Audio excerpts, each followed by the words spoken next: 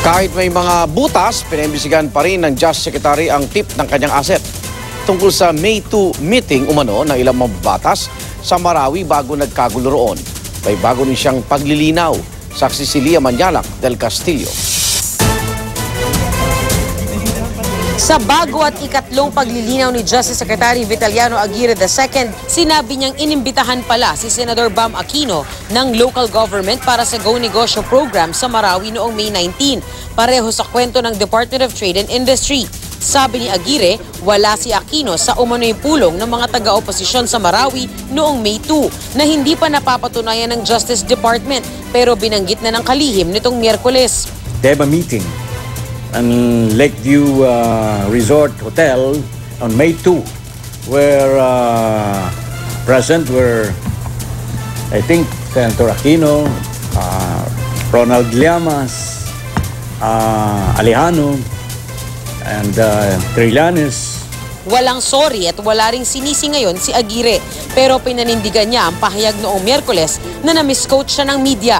Wala raw siyang sinabing nakapulong ng mga mambabatas ang pamilya Lucman at Alonto bago ang gulo sa Marawi kahit na malinaw na ito ang sinabi niya. Present were, I think, Senator Aquino, Ronald Llamas, Alejano, and Trillanes, kasama ng mga Lucman, meron nga members ng family ng Alonto. But I don't want to connect it unless there is evidence doon sa money taken, seized.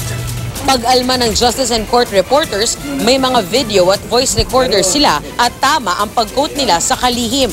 Facts o totoo lang ang inulat nila, kabilang ang pagpapakita ng kalihim ng litrato ng May 2 meeting. Pinaninindigan kasi ng Justice Secretary na hindi siya nagbigay noong Miyerkules ng litrato ng sinasabi niyang May 2 meeting kahit sabi niya noon, hindi, sabihin lang yung may picture akong pinakita. Ganun lang. Wala akong binibigay kahit isang picture sa inyo.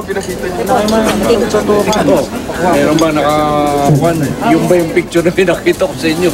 Hindi raw sa kanya galing ang litratong noong 2015 pa sa Iloilo City at hindi noong May 2 sa Marawi. Pero hindi rin niya itinanggi o inamin na ang ipinakita niyang litrato ay kuha nga noong 2015. Mabilis lang niyang ipinakita ito sa media pero nakuhanan pa rin ito at pareho nga sa 2015 photo. Hindi kuha noong May 2 at wala si Aquino. Bukod dyan, nabutasan siya ng attendance record ng mga mambabatas na pinagbintangan niya na nasa May 2 meeting sa Marawi.